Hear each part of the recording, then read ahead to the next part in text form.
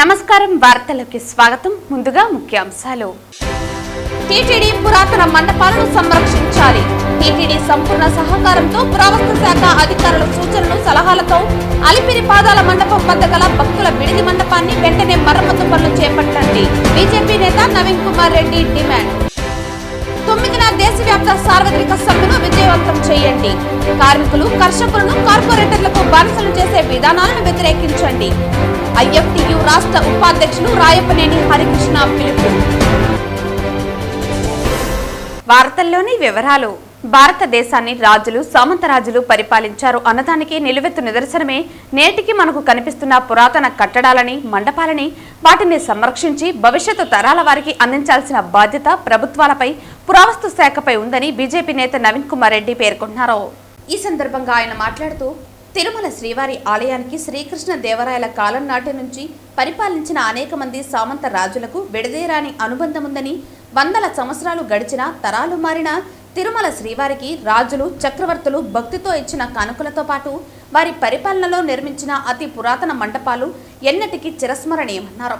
టీటీడీలో గత ప్రభుత్వ హయాంలో పనిచేసిన అధికారులు ఏకపక్ష నిర్ణయాలతో తిరుమలలోని పార్వేట మండపాన్ని పురావస్తు శాఖ అనుమతులు లేకుండా కూల్చి నూతన మండపాన్ని నిర్మించారని, స్థానికులుగా శ్రీవారి భక్తులుగా పురాతన మండపాన్ని కూల్చకండి, మరమ్మతులు చేయండని ప్రాధేయపడిన అధికార దర్పంతో, అహంకారంతో నిర్దాక్షిణ్యంగా కూల్చేశారని అన్నారు.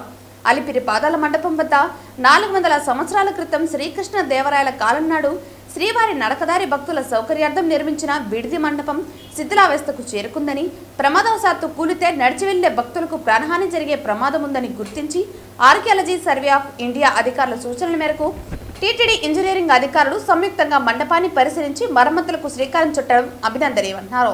TTD chairman, EO, additional EO ఆదేశానుసారం టీటీడీ ఇంజనీరింగ్ అధికారులు పురావస్తు శాఖ అధికారుల సలహాలను పరిగణలోకి తీసుకుని సమన్వయంతో అలిపిరి పాదాల మండపం వద్ద గల పురావస్తు భక్తుల విడిది మండపాన్ని కూల్చకుండా మరమ్మతులు చేపట్టి భక్తుల సౌకర్యార్థం పురాతన మండప స్తంభాలను, ప్రాకారాలను యథావిధిగా నిర్మించి భవిష్యత్తు తరాల వారికి మన పూర్వీకుల చిహ్నాలను సంరక్షించి అందించాలని నవీన్ కోరారు.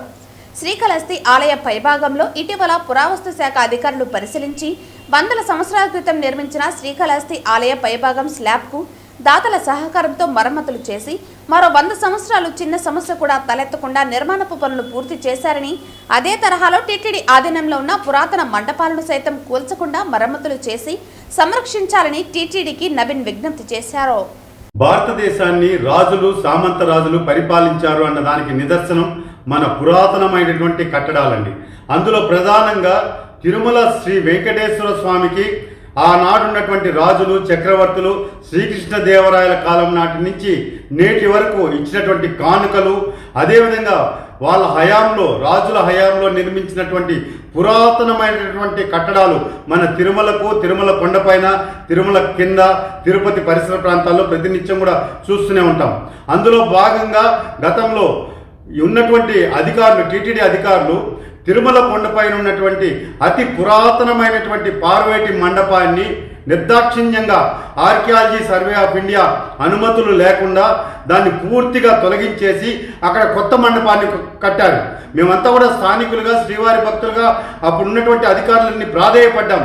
అయ్యా, దయచేసి పురాతన మండపాలని, కట్టడాలని కూల్చొద్దండి, మరమ్మతులు చేయండి అని చెప్తే కూడా చెవిటోడికి శంఖం ఊదినట్లు అధికార దర్పంతో దాన్ని కూల్చేసి కట్టేశారు. ఈరోజు అలిపిరి పాదాల మండపం వద్ద 400 సంవత్సరాల క్రితం ఏదైతే శ్రీకృష్ణదేవరాయల కాలం నాటి మండపం ఏదైతే ఉందో భక్తులకు విడిది మండపం అంటారండి. అప్పట్లో కొండకి నడిచి వెళ్ళే భక్తులు పొద్దుపోయిన తర్వాత అక్కడ ఆ మండపంలో సేదతీరి ఉదయమే లేచి తిరుమల కొండకు వెళ్ళేవాళ్ళు. అలాంటి పురాతనమైనటువంటి విడిది మండపాన్ని కూడా ఇప్పుడు అది పూర్తిగా శిథిలావస్థకు చేరిపోయింది. మేము కూడా ప్రత్యక్షంగా చూసాం. ఇటీవల ఆర్కియాలజీ సర్వే ఆఫ్ ఇండియా నుంచి అధికారులు, టీటీడీ అధికారులు సంయుక్తంగా దాన్ని పరిశీలించడం కూడా జరిగింది. అది పూర్తిగా శిథిలావస్థకి చేరిపోయి పొరపాటున, ఎందుకంటే నడిచి వెళ్లే మార్గం అదే అండి, అలిపిరి పాదాల మండపం వద్ద. ఆ మండపం ప్రమాదవశాత్తు మండపం ఏదన్నా కూలిపోయిందంటే అక్కడ భక్తులకు ప్రాణ నష్టం జరిగే ప్రమాదం ఉందని చెప్పి ముందుగా గుర్తించి ఆర్కియాలజీ సర్వే ఆఫ్ ఇండియా అధికారులతో సంప్రదించి వాళ్ళ సూచనల మేరకు టీటీడీ అధికారులు దాన్ని మరమ్మతులు చేస్తున్నారు. మేము అదే అడిగాం అధికారులు కూడా, అయ్యా మీరు పూర్తిగా తొలగించేస్తున్నారా మరమ్మతులు చేస్తున్నారా అని. కేవలం ఉన్న మండపాలని ఆ పిల్లర్స్ని దాన్ని మళ్ళా వినియోగించి అదే మండప ఆకృతిని యథావిధిగా కొనసాగిస్తామని, ఏదైతే వెనక భాగంలో శిథిలావస్థకు చేరిపోయిందో దాన్ని మరమ్మతులు చేస్తామని చెప్పడం జరిగింది. ఇలాంటి ఎన్నో పురాతన మండపాలని భవిష్యత్ తరాల వారికి మనమంతా కూడా సంరక్షించి అందించాలన్న బాధ్యత ప్రతి ఒక్కరి మీద ఉందని నేను తెలియజేసుకుంటున్నానండి. తిరుపతి నగరపాలక సంస్థ కార్యాలయంలో సోమవారం నిర్వహించిన డైల్ యువర్ కమిషనర్ ప్రజా ఫిర్యాదుల పరిష్కార వేదికకు 35 వినతులు వచ్చాయని అదనపు కమిషనర్ చరణ్తేజ్ రెడ్డి తెలిపారు. సోమవారం నగరపాలక సంస్థ కార్యాలయంలో డైల్ యువర్ కమిషనర్ ప్రజా ఫిర్యాదుల పరిష్కార వేదిక కార్యక్రమం నిర్వహించారు. సోమవారం నగరపాలక సంస్థ కార్యాలయంలో డైల్ యువర్ కమిషనర్ ప్రజా ఫిర్యాదుల పరిష్కార వేదిక కార్యక్రమం నిర్వహించారు. ఫోన్ ద్వారా 11 మంది తమ సమస్యలు తెలుపగా 24 మంది నేరుగా వచ్చి వినతులు సమర్పించారు. సుభాష్ నగర్ లో కాలువలు, రోడ్లు ఏర్పాటు చేయాలని, ఎస్ఎల్వి నగర్ నందు నీటి సౌకర్యం కల్పించాలని, గొల్లవానిగుంట ఆయిల్ మిల్లు రోడ్డు వద్ద రోడ్లు, కాలువలు ఏర్పాటు చేయాలని, పెద్దకాపు వీధి భజనగుడి వద్ద బోరు పైపు మరమ్మతులు చేయించాలని, సంజయ్ గాంధీ కాలనీ భజనగుడి వద్ద స్పీడ్ బ్రేకర్ ఏర్పాటు చేయాలని, సిరిగిరి టవర్స్ వద్ద అక్రమ నిర్మాణం అడ్డుకోవాలని, కపిల్ తీర్థం నుండి శ్రీనివాస సేతు వెళ్లే మార్గంలో సూచిక బోర్డు ఏర్పాటు చేయాలని, శివజ్యోతి నగర్ ఎస్బీఐ వద్ద నీరు ఎక్కువగా నిలుస్తున్నాయని పరిష్కరించాలని, యూడీఎస్ మరమ్మతులు చేయాలని కోరారని తెలిపారు. ఈ కార్యక్రమంలో deputy mayor RC Munikrishna, deputy commissioner Amarayya, superintendent engineer Shyam Sundar, municipal ఇంజనీర్లు తులసి కుమార్, గోమతి, రెవెన్యూ అధికారులు సేతు మాధవ్ తదితరులు పాల్గొన్నారు. జూలై 9న దేశవ్యాప్తంగా కార్మిక సంఘాల ఆధ్వర్యంలో చేపట్టిన సార్వత్రిక సమ్మెను విజయవంతం చేయాలని ఐఎఫ్టీయూ రాష్ట్ర ఉపాధ్యక్షులు రాయపనేని హరికృష్ణ పిలుపునిచ్చారు. సోమవారం నారాయణపురంలోని ఐఎఫ్టీయూ కార్యాలయంలో సమ్మె గోడ పత్రికలను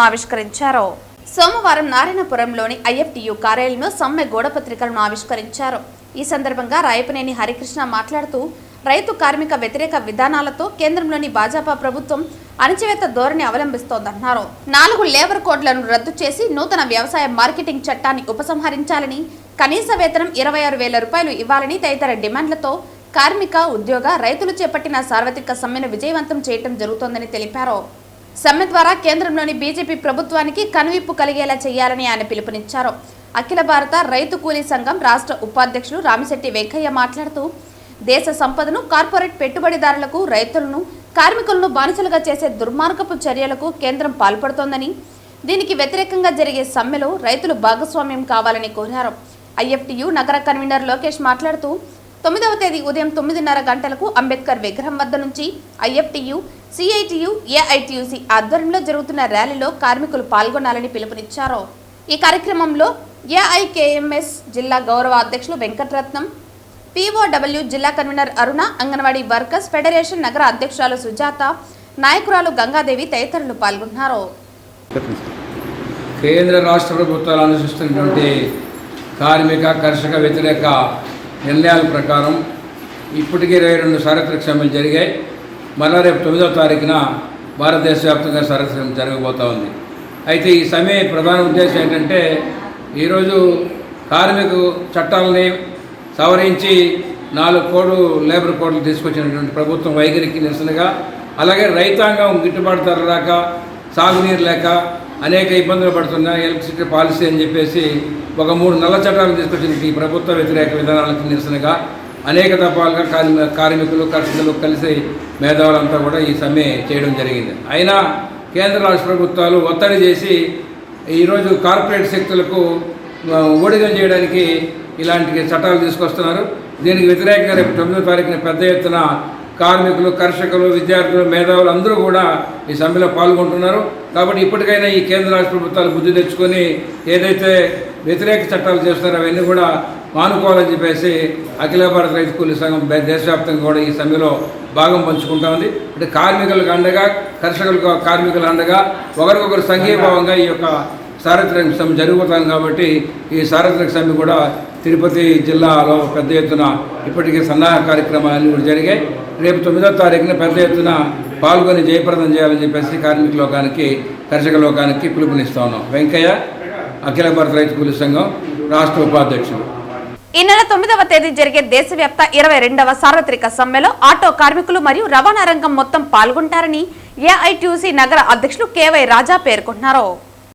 దేశవ్యాప్తంగా జరుగుతున్న సార్వత్రిక సమ్మెలో ఆటో కార్మికులు అదేవిధంగా రవాణా రంగం మొత్తం కూడా పాల్గొనబోతా ఉంది. ఏదైతే బీజేపీ ప్రభుత్వం అధికారంలోకి వచ్చిన తర్వాత ఒకే దేశం ఒకే పన్ను అని చెప్పి ఈరోజు మాట తప్పి Narendra Modi petrol diesel gas ధరను జీఎస్టీలో చేర్చకుండా ఆ రోజు 2014 అధికారంలోకి వచ్చినప్పుడు 80 రూపాయలు ఉన్న క్రూడ్ ఆయిల్ బ్యారెల్ ధర 30 రూపాయలే ఉంది. అయితే ఆ రోజు 80 రూపాయలు ఉన్న క్రూడ్ ఆయిల్ ధరతో 56 రూపాయలు డీజిల్ 70 రూపాయలు పెట్రోల్ ఇచ్చేవాళ్ళు. ఈ రోజు అదే 80 రూపాయలు డీజిల్ 100 రూపాయలు పెట్రోల్ 110 రూపాయలకు అమ్ముతూ ఈ అధికారంలోకి వచ్చిన 10 సంవత్సరాల్లో కనీసం 1000 కోట్ల రూపాయలు ఆటో రవాణా రంగ కార్మికుల నుండి ప్రభుత్వం దోపిడీ చేసింది. దోపిడీకి వ్యతిరేకంగా మేమందరం కూడా ఈ సమ్మెలో పాల్గొనబోతున్నాం. అదేవిధంగా 2014లో జరిగిన యాక్సిడెంట్ల కంటే ఈ 10 సంవత్సరాల్లో యాక్సిడెంట్లు గణనీయంగా తగ్గింది. అయితే 2014లో ఒక ఆటోకి 1400 రూపాయల ఇన్సూరెన్స్ ఈరోజు 7,000, 8,000, 10,000 దాకా పాకింది. ఇన్సూరెన్స్ కంపెనీలకు ఆదాయం చేకూర్చేట్టుగా అదేవిధంగా కార్పొరేట్ కంపెనీలు బలపడేట్టుగా నరేంద్ర మోడీ ప్రభుత్వం వ్యవహరిస్తూ ఉంది. అందులో భాగమే 2019 నూతన రోడ్డు రవాణా చట్టాన్ని తీసుకొచ్చి 106(1)(2) చట్టాన్ని అందులో పొందుపరిచి ఏదైనా ప్రమాదంతో డ్రైవర్ గారు యాక్సిడెంట్ చేస్తే 5 సంవత్సరాల నుండి 10 సంవత్సరాలు కఠిన శిక్షలు భారీ పెనాల్టీని విధించేందుకు కేంద్ర ప్రభుత్వం చర్య తీసుకుంది. తానమ్మ తందారా అన్నట్టు రాష్ట్ర ప్రభుత్వం కూడా భారీగా పెనాల్టీని పెంచేందుకు 21 జీవోను 31 జీవోను తీసుకొని వచ్చి డ్రైవర్లను దోపిడీకి గురి చేస్తూ ఉంది. రాష్ట్ర ప్రభుత్వం కేంద్ర ప్రభుత్వం తీసుకున్న డ్రైవర్ల వ్యతిరేక చట్టాలు రద్దు చేయాలని మేమందరం కూడా సమ్మెలో పాల్గొనబోతున్నాం. ఈ జిల్లాలో ఉన్న ఆటో, ట్యాక్సీ, జీపు రవాణా రంగ కార్మికులందరూ 9వ సమ్మెలో పాల్గొని కేంద్ర రాష్ట్ర ప్రభుత్వాలకి బుద్ధి చెప్పాలని చెప్పేసి ఈ సందర్భంగా తెలియజేసుకుంటూ తిరుపతి జిల్లా ఆటో వర్కర్స్ యూనియన్ కార్యదర్శి ఎన్ శివ. రైతుల ముసుగులో కుట్రలు చేసేందుకే ఈ నెల 9వ తేదీ మాజీ ముఖ్యమంత్రి జగన్మోహన్ రెడ్డి చిత్తూరు పర్యటన చేస్తున్నారని తెలుగుదేశం రాష్ట్ర అధికార ప్రతినిధి సప్తగిరి ప్రసాద్ ఆరోపించారు. ఈ నెల 9వ తేదీన చిత్తూరు జిల్లా బంగారుపాలెం మండలానికి జగన్మోహన్ రెడ్డి ఆధ్వర్యంలో మామిడి రైతులను పరామర్శించడానికి దండుపాలెం బ్యాచ్ బయలుదేరుతా ఉందంట. చిత్తూరు జిల్లా బంగారుపాలెం అత్యంత ప్రశాంతమైనటువంటి గ్రామం, ప్రశాంతమైనటువంటి మండల కేంద్రం. అటువంటి బంగారుపాలెంపైకి జగన్మోహన్ రెడ్డి ఆధ్వర్యంలో ఈ దండుపాలెం బ్యాచ్ రాబోతుంది. కారణం ఏంటంటే మామిడి రైతుల్ని పరామర్శిస్తారంట. ఇది ఎట్లుందంటే 1000 ఎలుకల్ని తిన్న పిల్లి కాశీ యాత్రకు బయలుదేరినట్టుంది. జగన్మోహన్ రెడ్డిని మేము ఈ సందర్భంగా సూటిగా ప్రశ్నిస్తున్నాం. మామిడి పంట గురించి, వ్యవసాయం గురించి నీకు కనీస అవగాహన ఉందా అని చెప్పి మేము సూటిగా ప్రశ్నిస్తున్నాం. వ్యవసాయం గురించి నీకు తెలుసా అని అడుగుతున్నాను. పచ్చకండువా వేసుకున్న ప్రతి ఒక్కడు రైతు అవతారం ఎత్తేసి జగన్మోహన్ రెడ్డి రైతు వేషం వేసుకొని ఈరోజు ఆంధ్ర రాష్ట్రంలో ఉన్నటువంటి గ్రామాలని, పట్టణాలని సందర్శిస్తూ ఒక భయానకమైనటువంటి వాతావరణం సృష్టిస్తూ ఉన్నాడు. చిత్తూరు జిల్లా అత్యంత ప్రశాంతమైనటువంటి జిల్లా. ఈ జిల్లాపైకి 10,000 మందితో వస్తావా మామిడి రైతులను పరామర్శించేదానికి? 10,000 మందితో పర్మిషన్ అడుగుతున్నాడు. హెలికాప్టర్లో వస్తాడంట ఈయన రైతు వేషం వేసుకుని. నేను అడుగుతున్నాను జగన్మోహన్ రెడ్డి, మామిడి కాయల్లో ఎన్ని వెరైటీలు ఉన్నాయో నీకు తెలుసా అని చెప్పి నేను సూటిగా ప్రశ్నిస్తున్నా. ఎన్ని వెరైటీలు ఉన్నాయి? తోతాపూరి అనే మామిడి పంటకి నీకు స్పెల్లింగు మీనింగు తెలుసా అని చెప్పి అడుగుతున్నా నేను. నీకు తెలిసిందంతా దండుపాలెం బ్యాచ్, గంజాయి బ్యాచ్, వీటి గురించి మాట్లాడితే బాగుంటుంది. కానీ మామిడి పంట గురించి నువ్వు మాట్లాడడం ఏంది? పైగా ప్రభుత్వాన్ని విమర్శించడం, చంద్రబాబు నాయుడు గారి పాలనని. రైతు బిడ్డ చంద్రబాబు నాయుడు గారు పుట్టిందే ఒక రైతు కుటుంబంలో పుట్టినట్టు వ్యక్తి. అయినా రైతు కన్నీళ్ళు, రైతు కష్టాలు, రైతు కడగండ్లు, రైతు సమస్యలు చంద్రబాబు నాయుడు గారి కన్నా ఎక్కువగా ఈ భారతదేశంలో తెలిసినటువంటి నాయకుడు లేదని చెప్పి గట్టిగా చెప్తున్నా నేను. రైతు కుటుంబంలో పుట్టాడు, రైతు కుటుంబంలో పెరిగాడు ఆయన. తెలుసు కాబట్టే రైతు విలువ తెలుసు కాబట్టే, రైతు నవ్వితే ఈ దేశమే నవ్వుతుంది అనే విషయాన్ని ఆయన తెలుసుకున్నాడు కాబట్టే, రైతు కన్నీరు రాష్ట్రానికి ఈ దేశానికి అరిష్టం అనే విషయాన్ని తెలుసు కాబట్టే, ఎవరు అడక్క మీదనే రైతులు కోరక ముందునే చిత్తూరు జిల్లాలో ఉన్నటువంటి తోతాపురి పంటకి, మామిడికాయ పంటకి ఫ్యాక్టరీ వాళ్ళు 8 రూపాయలు ఇవ్వాలి, రాష్ట్ర ప్రభుత్వం పక్షాన నేను 4 రూపాయలు అదనంగా ఇస్తానని చెప్పి భారతదేశంలోనే ఏ ముఖ్యమంత్రి స్పందించిన విధంగా స్పందించినాడు. తొలి రోజులోనే సీజన్ స్టార్ట్ కాకముందునే చంద్రబాబు నాయుడు గారు చెప్పారు, 8 రూపాయలు తోతాపురికి ఇస్తున్నాను, ఫ్యాక్టరీ వాళ్ళు ఇవ్వాలి, 4 రూపాయలు నా చేతిలో నుంచి ఇస్తాను, నా ప్రభుత్వం తరపున ఇస్తానని చెప్పి మామిడి రైతులను ఆదుకున్నటువంటి గొప్ప దార్శనిక రైతు నాయకుడు నారా చంద్రబాబు నాయుడు గారు. ఇప్పుడే కాదు, 2014 నుండి 2019 మధ్య ముఖ్యమంత్రిగా ఉన్నప్పుడు కూడా ఫ్యాక్టరీ వాళ్ళు 12 రూపాయలు ఇవ్వాలి, నేను 2 రూపాయలు అదనంగా ఇస్తానని చెప్పి రైతులు అడక్క ముందునే ఇచ్చినటువంటి వ్యక్తి చంద్రబాబు నాయుడు గారు. రైతు కష్టపడి పండించిన పంటకి గిట్టుబాటు ధర రైతులు అడక్క ముందే ఇచ్చినటువంటి చరిత్ర చంద్రబాబు నాయుడు గారిది. సమీపంలో ఉన్న కర్ణాటక కానీ తమిళనాడులో కానీ మామిడి పంటకి ఈ రోజు కూడా, ఈ నిమిషానికి కూడా, ఈ క్షణం వరకు కూడా కేవలం ఫ్యాక్టరీలో 4 రూపాయల నుండి 5 రూపాయలు ఇస్తుంటే జిల్లా కలెక్టర్లని, ఎంఆర్ఓల్ని, ఆర్డీఓల్ని, విఆర్ఓల్ని, పంచాయతీ సెక్రటరీని, సచివాలయం సిబ్బందిని మొత్తం కూడా గుజ్జు ఫ్యాక్టరీల దగ్గర డ్యూటీలు వేసి టోకన్ సిస్టమ్ ఇచ్చి ఒక క్రమ పద్ధతిలో, ఒక వరుస క్రమంలో రైతు పండించిన ప్రతి మామిడికాయని కొనుగోలు చేయాలి, ఎక్కడా కూడా దళారీలకు అవకాశం లేకుండా చేయాలని ఒక క్రమ పద్ధతి ఏర్పాటు చేసి రైతు సమస్యలను తీర్చడానికి రాత్రి పగులు కష్టపడి పనిచేస్తుంటే ఈరోజు నువ్వు ఒక దండుపాలెం బ్యాచ్ మాదిరి వేసుకొని బంగారుపాలెం వస్తున్నావా? జగన్మోహన్ రెడ్డి కూడా ఎవరిని పెట్టుకొని వస్తున్నావు? పెద్దిరెడ్డి రామచంద్రరెడ్డి లాంటి ఒక రైతు ద్రోహిని కూడా పెట్టుకొని వస్తున్నావు. ఇప్పటి వరకు చిత్తూరు, తిరుపతి మరియు అన్నమయ్య జిల్లాల్లో 3,08,261 టన్నుల మామిడిని కొనుగోలు చేశామని, మామిడి కిలో 12 ధరకు కొనుగోలు చేయాలని నిర్ణయించారని, ఇందులో 8 ఫ్యాక్టరీలు చెల్లిస్తాయని, మిగిలిన 4 రాష్ట్ర ప్రభుత్వం భరిస్తుందని AP SAM vice chairman Marreddy Srinivasareddy తెలిపారు. ఈ తోతాపురి మామిడి వెరైటీ చిత్తూరు జిల్లాలో ప్రధానంగా ఉంది.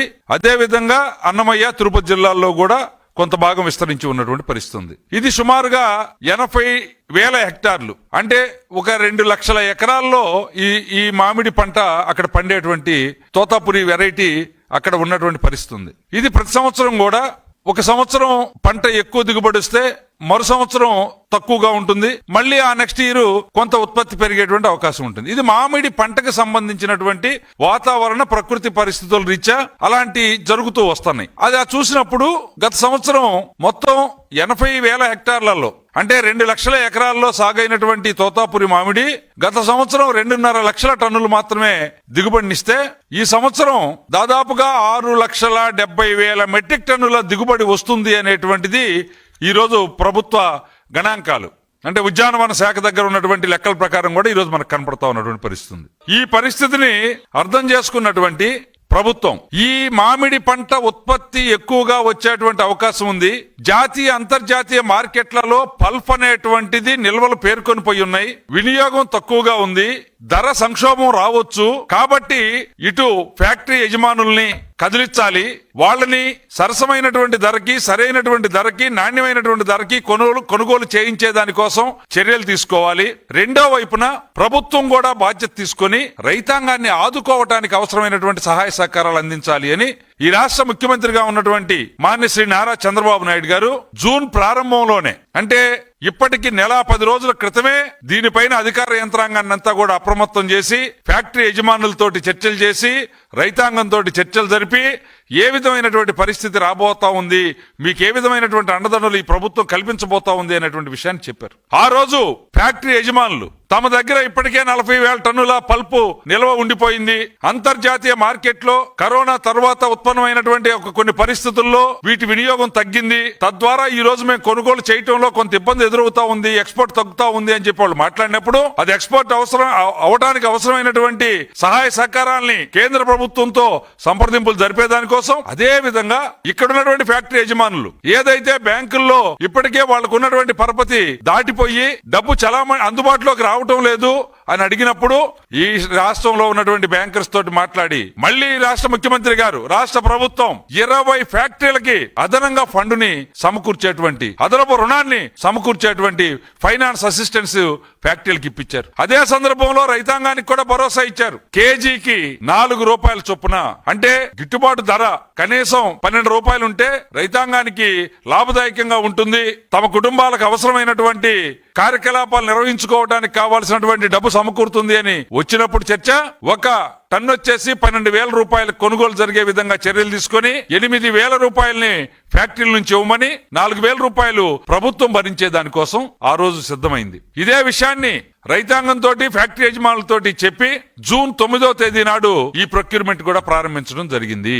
ఇది వాస్తవం. ప్రొక్యూర్మెంట్ జూన్ 9న ప్రారంభం అయితే ఈ రోజు జూలై 7 నిన్న సాటర్డే శనివారం 5వ తేదీ వరకు ఈ రాష్ట్రంలో మండీల ద్వారా అయితేనేమి ఫ్యాక్టరీల ద్వారా అయితేనేమి 3,08,000 టన్నులు ప్రభుత్వం ప్రొక్యూర్ చేయటం ఫ్యాక్టరీలు మండీలు ప్రొక్యూర్ చేయటం జరిగింది. వీటన్నిటికీ కూడా రాష్ట్ర ప్రభుత్వం ఫర్ టన్ 4,000 రూపీస్ పే చేయటానికి సిద్ధంగా ఉంది. ఆల్రెడీ వాళ్ళందరికీ ఆ ప్రాసెస్ స్టార్ట్ చేసింది. ఇది రాష్ట్ర ప్రభుత్వం అటు ఫ్యాక్టరీ యజమానులకి ఇటు రైతాంగానికి కల్పించినటువంటి భరోసా. ఈ రోజు ఇంకా 3,60,000 టన్నులు జూలై ఆగస్టు మాసాల్లో హార్వెస్టింగ్ అయ్యేటువంటి అవకాశం ఉంది.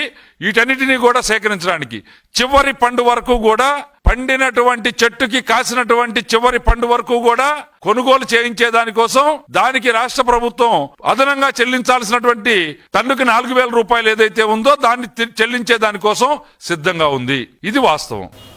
ఈ నెల 9న బంగారుపాలెం మామిడి మార్కెట్ ప్రాంతానికి విచ్చేస్తున్న రాష్ట్ర మాజీ ముఖ్యమంత్రి వైఎస్ జగన్మోహన్ రెడ్డి పర్యటనకు మొగిలి వెంకటగిరి సమీపంలోని తగ్గువారిపల్లె వద్ద ఏర్పాటు చేస్తున్న హెలిప్యాడ్ పనుల్ని చిత్తూరు జిల్లా వైకాపా అధ్యక్షులు భూమన కరుణాకర్ రెడ్డితో కలిసి ఉమ్మడి చిత్తూరు జిల్లా జెడ్పీ చైర్మన్ శ్రీనివాసులు పరిశీలించారు.